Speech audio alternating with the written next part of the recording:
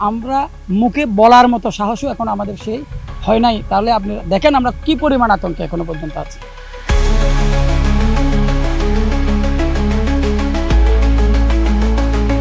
চট্টগ্রামের জঙ্গল সলিমপুর রাষ্ট্রের ভেতর আরেক রাষ্ট্র। এক সময়ের দুর্গ হিসেবে পরিচিত এই এলাকায় আবারও মধ্যরাতে চলল রুদ্ধশ্বাস তাণ্ডব। গভীর রাতে অতর্কিতে এসে গুলি ছুড়া হলো খোদ র্যাবের ক্যাম্পে। শুধু গুলি নয়, রীতিমতো বুলডুজার নিয়ে এসে গুড়িয়ে দেওয়া হলো ক্যাম্পের দেয়ালসহ বিভিন্ন অবকাঠামো। আইনশৃঙ্খলা রক্ষাকারী বাহিনী যাতে দ্রুত ঘটনাস্থলে পৌঁছাতে না পারে সেজন্য আগে থেকেই ছক কষেছিল অপরাধীরা। অন্তত 3টি স্থানে কেটে দেওয়া হয়েছিল চলাচলের মূল রাস্তা। গতকাল রোববার দিবাগত রাত 2টার দিকে চট্টগ্রামের সীতাকুণ্ডের জঙ্গল সলিমপুরের আলীনগর এলাকায় ঘটে এই চাঞ্চল্যকর ঘটনা। তবে রাস্তা কেটে কিংবা প্রতিবন্ধকতা তৈরি করেও শেষ রক্ষা হয়নি। সব বাধা ডিঙিয়ে রাতেই রণক্ষেত্রে পৌঁছায় র্যাবের বিশেষ দল। শুরু হয় সাঁড়াশি অভিযান। র্যাবের দাবি, স্থানীয় ত্রাস ইয়াসিন বাহিনীর সন্ত্রাসীরা এই বর্বরোচিত হামলার সঙ্গে জড়িত। আমাদের আপনারা জানেন ঘটনা, গতকাল রাত একটাই যে সন্ত্রাসী ইয়াসিন গ্রুপ 200-300 লোক নিয়ে হামলা করেছিল আমাদের ক্যাম্পের উপরে।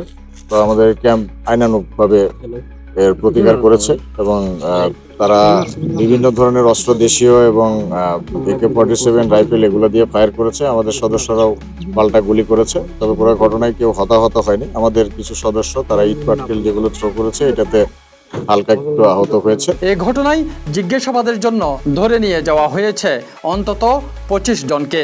যদিও এখন পর্যন্ত সুনির্দিষ্ট কোনো হতাহতের খবর পাওয়া যায়নি। জিজ্ঞাসাবাদ শেষে যাদেরকে ক্রিমিনাল পাবো তাদেরকে গ্রেপ্তার করা হবে, আর যারা ক্রিমিনাল না, সাধারণ মানুষ, তাদেরকে সসম্মানে ছেড়ে দেওয়া হবে। এই হামলার পর অপরাধীদের স্পষ্ট ভাষায় হুঁশিয়ারি দিয়েছে প্রশাসন। চট্টগ্রাম জেলা পুলিশ সুপার মোহাম্মদ মাসুদ আলম সাফ জানিয়ে দিয়েছেন, জঙ্গল সলিমপুরে যত ঝাঁকুনি দিক না কেন পিছু হটার সুযোগ নেই।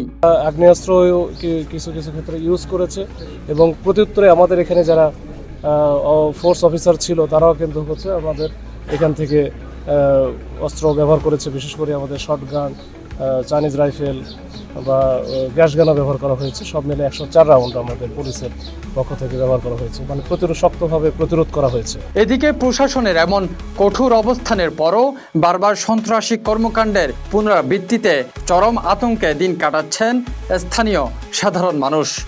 অবশ্যই আতঙ্কিত তো স্বাভাবিকই হবে, কারণ এত বড় দুর্ঘটনা ঘটতেছে এলাকায়, স্বাভাবিক আতঙ্কিত হইতে হবে। ইয়াসিন সাহেব যিনি, আমরা ওনাকে খুব ভালো জানতাম এক সময় এবং ওনার সম্পর্কে আমাদের সাধারণ জনমনে খুব ভালো ধারণা ছিল। কিন্তু তার কিছু এখানে লোকজন ছিল, তারাই মানুষকে অত্যন্ত অত্যাচার নির্যাতন করত এবং তারাই এই ঘটনাগুলো সবচেয়ে বেশি ঘটিয়েছে।